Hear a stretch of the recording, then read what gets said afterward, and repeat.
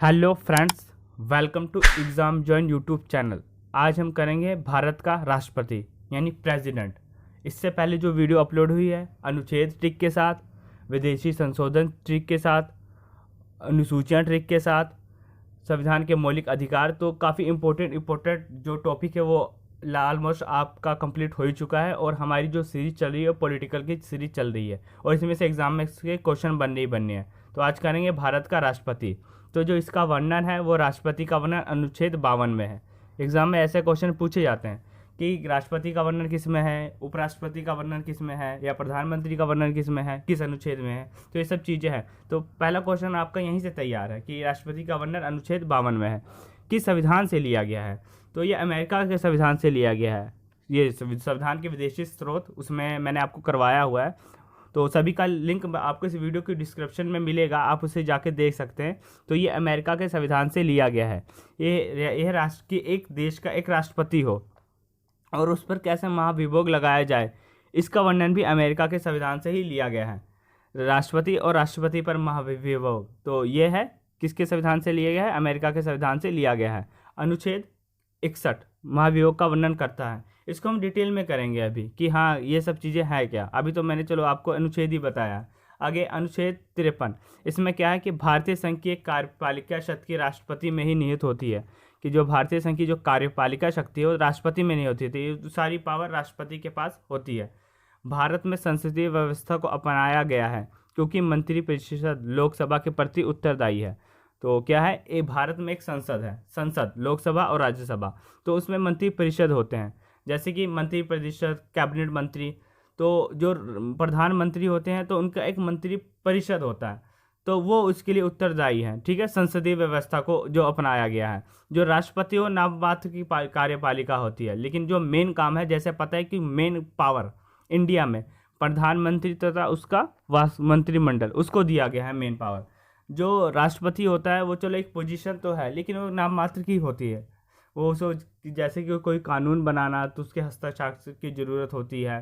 तो मतलब मेन चीज़ों के लिए जो है वो राष्ट्रपति होते हैं। लेकिन अन्य देश जैसे अमेरिका में है तो वहाँ पे प्रेसिडेंट मेन मायने रखते हैं, हमारे देश में प्रधानमंत्री मेन मायने रखते हैं। तो ये चीज़ है कि प्रधानमंत्री तथा उसका मंत्रिमंडल वास्तविक कार्यपालिका है, सारा काम उनके द्वारा ही होता है।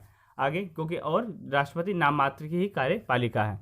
इतना तो आपको समझ में आ ही गया होगा। आगे करते हैं हम अब कैसे राष्ट्रपति के बारे में। पहले ये देख लीजिए, राष्ट्रपति रामनाथ कोविंद प्रेजेंट में है, जो कि 14वें नंबर के राष्ट्रपति हैं। नेक्स्ट आगे अनुच्छेद 54, राष्ट्रपति का निर्वाचन कैसे होता है। तो अनुच्छेद 54 में इसका वर्णन है, राष्ट्रपति का निर्वाचन कैसे होता है। इसमें राज्यसभा और लोकसभा और विधानसभाओं के निर्वाचित सदस्य होते हैं। क्योंकि तो हमें पता ही है कि जो राष्ट्रपति का चुनाव होता है उसमें आम जनता वोट नहीं देती, वो प्रधानमंत्री के इलेक्शन में दिए जाते हैं, लोकसभा के इलेक्शन में। तो इसमें जो होते हैं वो राज्यसभा, लोकसभा और राज्य विधानसभाओं के निर्वाचित सदस्य होते हैं जो राष्ट्रपति का चुनाव करते हैं। राष्ट्रपति पद के उम्मीदवार के लिए निर्वाचन मंडल के 50 सदस्य प्रस्तावित होते हैं कि ये 50 सदस्य रहेंगे, तो राष्ट्रपति पद का उम्मीदवार के लिए निर्वाचन मंडल रहेंगे। तो जब 50 सदस्य होते हैं अनुमोदित होते हैं। ठीक है, एक ही व्यक्ति चाहे जितनी बार राष्ट्रपति पद के निर्वाचित हो सकता है, ये भी काफ़ी इंपॉर्टेंट है। एक ही व्यक्ति चाहे कितनी बार राष्ट्रपति बन सकता है। अनुच्छेद 55 क्या कहता है, राष्ट्रपति का निर्वाचक समानुपातिक प्रतिनिधित्व प्रणाली और एकल संक्रमण प्रतिनिधित्व प्रणाली के द्वारा होता है। तो थोड़ा देख लेते हैं कि समानुपात प्रतिनिधित्व प्रणाली है क्या। तो इसमें जो राष्ट्रपति का चुनाव होता है इसमें ये चीज़ देखा जाता है कि टोटल वोट्स कितने हैं। मान लीजिए टोटल वोट्स हैं दिल्ली में 90 और एक वोट की कीमत मानेंगे हम कितनी, 100। तो ये कितनी होगी टोटल 9,000 वोट्स होगी। ठीक है, उसके बाद नंबर ऑफ सीट्स कितनी है, नंबर ऑफ सीट्स है 2, मुंबई और दिल्ली, 2 + 1। ठीक है, नंबर ऑफ सीट 3। तो इसको डिवाइड करेंगे कितना आ जाएगा, ये आ जाएगा 3,000 ये आ जाएगा। ठीक है, अब 3,000 को हम क्या करेंगे, दोबारा 100 से डिवाइड करेंगे। ठीक है, दोबारा 100 से डिवाइड करेंगे तो कितना आ जाएगा, वो आ जाएगा 30। ठीक है, तो इस प्रकार ये चीज़ देखा जाता है कि उसकी किस एक कैंडिडेट को कितनी सीट मिली है, 30 सीट मिली है।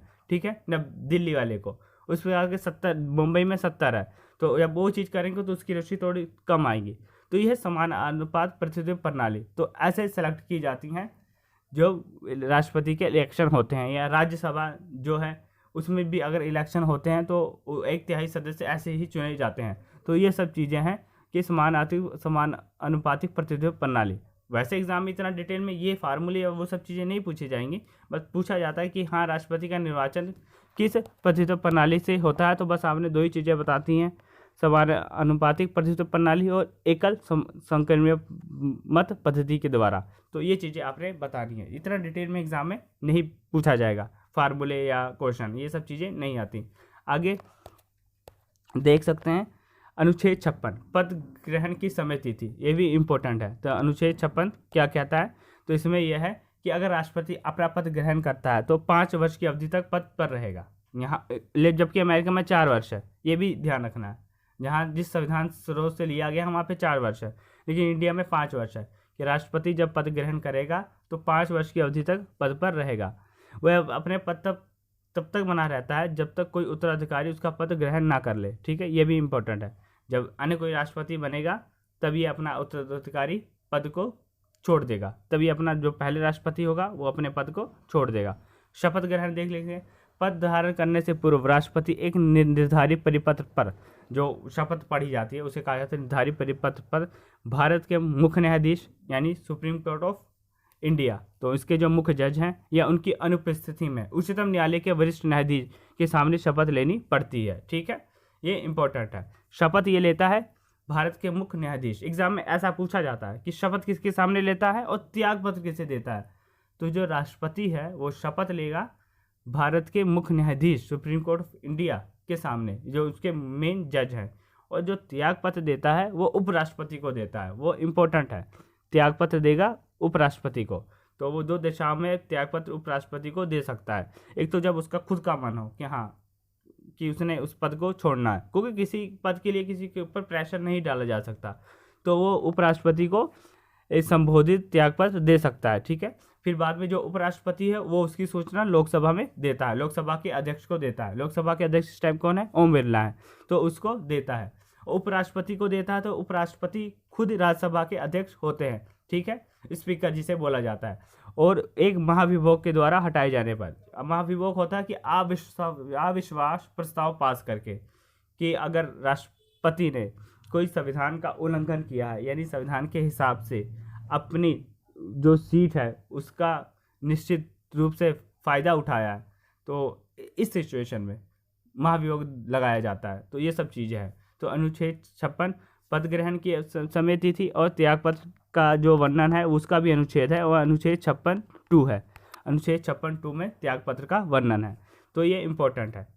ठीक है, आगे देखते हैं और क्या क्या चीज़ें हैं इसके बारे में। अनुच्छेद 57 क्या कहता है, पुनर्विचार के लिए पात्र, पुनर्विचार के लिए पात्र है, यानी जो व्यक्ति राष्ट्रपति पद धारण कर चुका है उसे संविधान के उपबंधों के अधीन रहते हुए पुनर्विचार करने की स्वतंत्रता प्राप्त है। यानी वो राष्ट्रपति रहते हुए अगर वो पद ग्रहण कर रहा है तो उसे पद ग्रहण करना चाहिए या नहीं करना चाहिए, उसमें कोई प्रेशर या कुछ भी, तो वो पुनर्विचार कर सकता है। ठीक है, राष्ट्रपति की योग्यता अनुच्छेद 58 मोस्ट इंपॉर्टेंट है। राष्ट्रपति की योग्यता पूछी जाती है किस अनुच्छेद में है, तो वह अनुच्छेद 58 में है।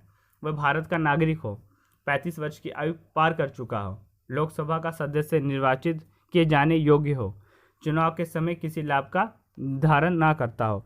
पहले राष्ट्रपति कौन थे, डॉक्टर राजेंद्र प्रसाद थे। राष्ट्रपति के भी बारे में करेंगे, पहले दूसरे तीसरे सब आराम से तसल्ली से करेंगे। तो नोट, यदि कोई राष्ट्रपति या उपराष्ट्रपति के पद पर हो अथवा संघ या किसी राज्य के मंत्री परिषद का सदस्य हो तो उसे लाभ का पात्र नहीं माना जाएगा। ठीक है, आगे तो ये राष्ट्रपति की 4 योग्यताएं हैं जिससे कोई भी व्यक्ति राष्ट्रपति बन सकता है, यानी राष्ट्रपति के कैंडिडेट के लिए खड़ा हो सकता है, राष्ट्रपति के पद के लिए खड़ा हो सकता है। आगे अनुच्छेद 58 और अनुच्छेद 57 ये काफ़ी दोनों इम्पोर्टेंट थे। आगे जो हम करेंगे अब राष्ट्रपति पर महाभियोग, मोस्ट इम्पोर्टेंट, जो मैंने आपको बताया था कि मैंने आपको बताना कि महाभियोग डिटेल में होता क्या है। तो देखिए, राष्ट्रपति द्वारा संविधान के प्रावधानों के उल्लंघन पर संसद के किसी सदन द्वारा उस पर महाभियोग लगाया जाता है। राज्यसभा या लोकसभा किसी द्वारा भी लगाया जा सकता है, परंतु इसके लिए राष्ट्रपति को 14 दिन पहले सूचना दी जाएगी, जिसके सदन के 1/4 सदस्यों के हस्ताक्षर होंगे, 1/4 के हस्ताक्षर होंगे, यानी राष्ट्रपति को सूचना पहले दी जाएगी कि उस पर महाभियोग लगाया जा रहा है। संसद के उस सदन जिसमें महाभियोग का प्रस्ताव पेश हुआ है 2/3 सदस्य द्वारा पारित कर जाने पर, यानी पहले महाभियोग कैसे पास होगा, 2/3 सदन एक सदन में पास करेंगे, फिर वही महाभियोग दूसरे सदन में चला जाएगा।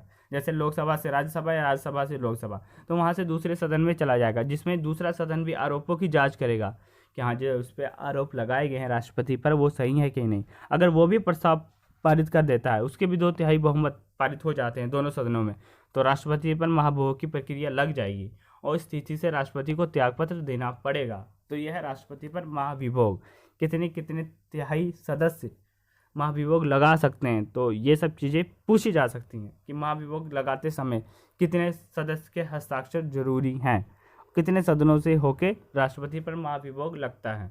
तो ये है अविश्वास प्रस्ताव पास करके या वैसे करके क्योंकि संविधान के उल्लंघन पर वैसे किया जा सकता है, ठीक है। तो महाभियोग के द्वारा भी राष्ट्रपति को हटाया जा सकता है। तो ये काफ़ी बड़ी बेइज्जती मानी जाती है वैसे अगर किसी राष्ट्रपति को महाभियोग के द्वारा हटाया जाए, जैसे कि अमेरिका में ट्रम्प को वैसे हटाया गया था, महाभियोग के द्वारा ही हटाया गया था। नेक्स्ट आगे अनुच्छेद 70। अनुच्छेद 70 यह बताता है कि राष्ट्रपति या उपराष्ट्रपति की अनुपस्थिति में उच्चतम न्यायालय का मुख्य न्यायाधीश या उसकी अनुपस्थिति में किसी न्यायालय का वरिष्ठ न्यायाधीश जो उपलब्ध है राष्ट्रपति के कार्य को संपादित करेगा। बहुत इंपॉर्टेंट है अनुच्छेद 70। यानी अगर एक टाइम के लिए राष्ट्रपति है ही नहीं किसी देश में, लेकिन उसका पद खाली होने पर तो यहाँ पे उपराष्ट्रपति आएगा। राष्ट्रपति का पद खाली होने पर उपराष्ट्रपति उसकी अनुपस्थिति में उच्चतम न्यायालय का मुख्य न्यायाधीश और उसकी अनुपस्थिति में वो भी हाजिर नहीं है तो किसी न्यायालय का वरिष्ठ न्यायाधीश राष्ट्रपति के कार्य को संपादित करेगा। लेकिन जो राष्ट्रपति के कार्य हैं वो चलते रहेंगे अगर राष्ट्रपति जब तक कोई बन नहीं जाता। राष्ट्रपति के वेतन तथा भत्ते काफ़ी इंपॉर्टेंट है। 5 लाख वेतन होता है महीने का, जो कि टैक्स फ्री होता है, उसको उसका टैक्स कोई नहीं देना पड़ेगा। राष्ट्रपति को निःशुल्क निवास स्थान संसद द्वारा स्वीकृत भत्ते दिए जाते हैं। कई तरह के भत्ते मिलते हैं। निवास स्थान वो सरकारी होता है सारा। राष्ट्रपति के कार्यकाल के दौरान उसके वेतन भत्ते में किसी प्रकार की कमी नहीं की जा सकती। जब तक वो कार्य कर रहा है 5 साल, उसके वेतन और भत्ते में किसी प्रकार की कोई कमी नहीं की जा सकती। राष्ट्रपति के लिए 9 लाख रुपये वार्षिक राशि निर्धारित की गई है पेंशन के तौर पर। जो उसकी पेंशन मिलती है वो है 9 लाख रुपये ईयरली, और जो मंथली इनकम है वो है 5 लाख रुपये। तो ठीक है, ये इंपॉर्टेंट है, जो कि टैक्स फ्री होती है इनकम। ठीक है, ये राष्ट्रपति के वेतन और भत्ते हैं। अनुच्छेद 70 मैंने आपको बता ही दिया है कि राष्ट्रपति का पद ना होने पर उस पर कौन कौन कार्य कर सकता है। अब मोस्ट इंपॉर्टेंट है कैसे कैसे कौन कौन राष्ट्रपति थे। ठीक है, तो सबसे पहले नाम डॉक्टर राजेंद्र प्रसाद, भारत के पहले राष्ट्रपति, 1950 से 1962 तक रहे, कितना 12 सालों तक। डॉक्टर एस राधाकृष्णन, ये 2 बार उपराष्ट्रपति और 1 बार राष्ट्रपति बने, 1962 से 1967 तक। डॉक्टर जाकिर हुसैन तीसरे नंबर के राष्ट्रपति थे, 1967 से 1969 तक। वीवी गिरी चौथे राष्ट्रपति, 1969 से 1974 तक। आगे फखरुद्दीन अली अहमद, 1974 से 1977 तक। सीरियल वाइज भी पूछा जा सकता है कि हाँ ये कौन से नंबर के कौन से राष्ट्रपति हैं, तो ऐसा आपको मैंने बताया इसमें। फखरुद्दीन अली अहमद। आगे नीलम संजीव रेड्डी, तो ये थे 1977 से 1982 तक। ज्ञानी जेल सिंह, ये हैं ज्ञानी जेल सिंह, तो ये थे 1982 से 1987 तक। तो ये है 7 राष्ट्रपति। नेक्स्ट आगे करते हैं अब कौन कौन से राष्ट्रपति हुए हैं, तो देख सकते हैं आर वेंकटरमन, तो ये थे 1987 से 1992 तक। कब कहाँ से 1987 से 1992 तक थे आर वेंकटरमन उपराष्ट्रपति। आगे डॉक्टर शंकर दयाल शर्मा, तो ये 1992 से 1997 तक थे। ठीक है, डॉक्टर शंकर दयाल शर्मा। के आर नारायण, तो ये थे 1977 से 2002 तक। एपीजे अब्दुल कलाम 2002 से 2007 तक। एपीजे अब्दुल कलाम ये साइंटिस्ट भी थे, ये तो सबको पता ही है। एपीजे अब्दुल कलाम, इनका पूरा नाम अब्दुल फकीर जैनुल आबदीन अब्दुल कलाम था। तो क्या पता कैसे कैसे क्वेश्चन बन जाए एग्जाम में, कुछ पता होता नहीं है। आगे जिसे मिसाइल मैन ऑफ इंडिया भी कहा जाता है अब्दुल कलाम जी को। प्रतिभा पाटिल, तो ये पहली महिला राष्ट्रपति थी 2007 से लेकर 2012 तक। उसके बाद प्रणब मुखर्जी 2012 से 2017 तक, हाल फिलहाल में भी इनकी डेथ हुई है। आगे रामनाथ कोविंद जो कि प्रेजेंट में है 2017 के बाद अब तक, यह है रामनाथ कोविंद। आगे ये हैं राष्ट्रपति सभी के सभी जितने अब तक बने हुए हैं। तो एग्जाम में पूछे जा सकते हैं सीरियल वाइज या वैसे किसका कार्यकाल कितना रहा। तो आगे राष्ट्रपति के अधिकार तथा कर्तव्य, ये भी इम्पोर्टेंट है। राष्ट्रपति के कौन कौन से अधिकार हैं और कौन कौन से कर्तव्य हैं। राष्ट्रपति के द्वारा नियुक्तियां पूछी जा सकती हैं कि राष्ट्रपति किसको नियुक्त करता है, तो ये काफ़ी इम्पोर्टेंट है। तो राष्ट्रपति की नियुक्ति देखिए, भारत का प्रधानमंत्री की जो नियुक्ति है वो राष्ट्रपति के द्वारा ही की जाती है। तो प्रधानमंत्री की मंत्रिपरिषद के सदस्य की नियुक्ति भी राष्ट्रपति के द्वारा की जाती है। जो मेन काफ़ी हाई ऊंचे पोस्ट है उसकी नियुक्ति राष्ट्रपति के ही द्वारा की जाती है। बस आपने कुछ ऐसा भी याद रखना है। प्रधानमंत्री, उसके बाद प्रधानमंत्री की सलाह पर मंत्रिपरिषद के सदस्य हो गए। सर्वोच्च न्यायालय, उच्च न्यायालय के मुख्य न्यायाधीश, इसकी नियुक्ति, ऊंची पोस्ट हैं, सभी की नियुक्ति राष्ट्रपति के द्वारा की जाती है। नियंत्रण तथा महालेखा परीक्षक, इनको अटॉर्नी जनरल ऑफ इंडिया वो सब कहा जाता है। Controller and attorney general of India, राज्यों के राज्यपाल की नियुक्ति राष्ट्रपति के द्वारा। मुख्य चुनाव आयुक्त, अन्य चुनाव आयुक्त की नियुक्ति राष्ट्रपति के द्वारा।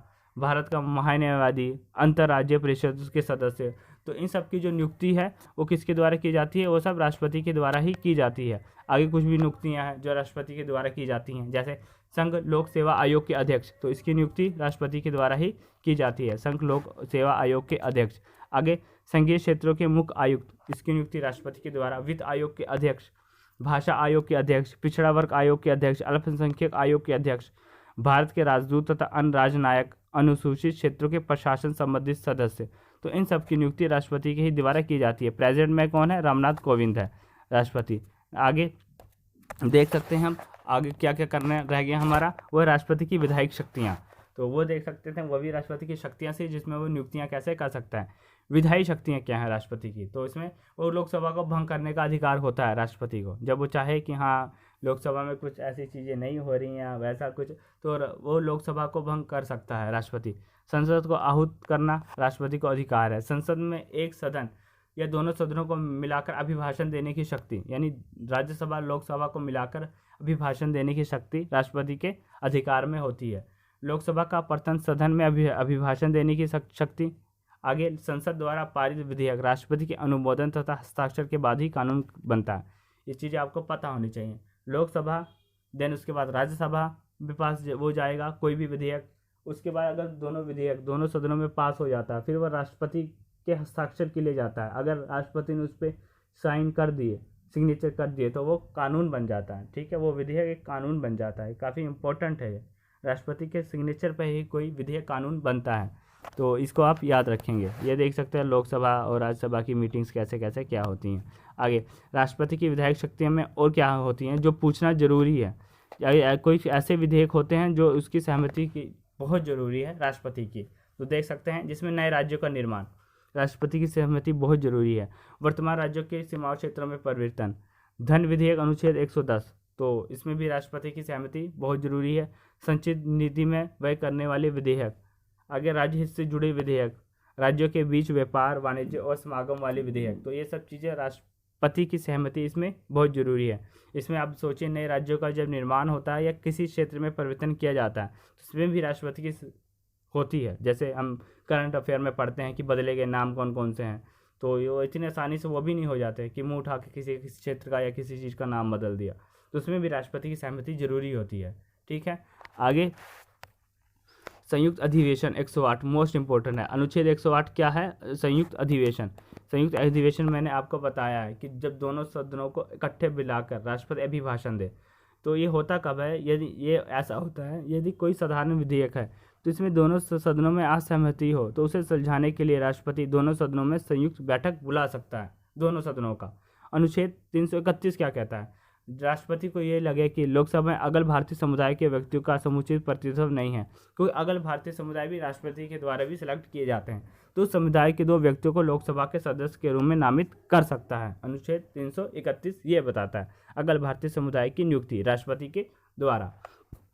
आगे करेंगे अब आगे अनुच्छेद 123 अध्यादेश जारी करने की शक्ति। अध्यादेश जारी करने की शक्ति अनुच्छेद 123 में होती है, काफ़ी इंपॉर्टेंट है, इसे आपने याद रखना है। आगे सैनिक शक्ति, जो सैनिक शक्ति है तो यानी जो सैनिक का प्रधान कहा जाता है कि मेन जो प्रधान है वो राष्ट्रपति ही होता है, ये इंपॉर्टेंट है। सैनिक का जो मेन प्रधान है वो राष्ट्रपति ही होता है, मेन हेड राष्ट्रपति को ही कहा जाता है।